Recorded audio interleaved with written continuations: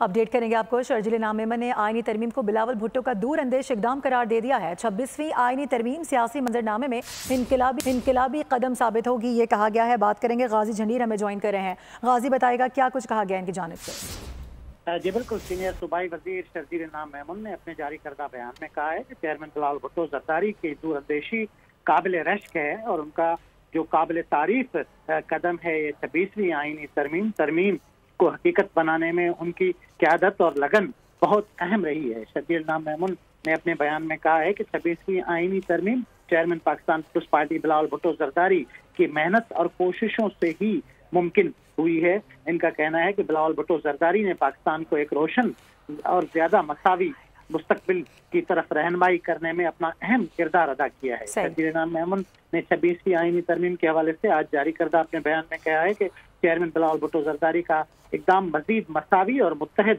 पाकिस्तान को फरोग देगा। ठीक है, अपडेट करने के लिए बहुत शुक्रिया आपका।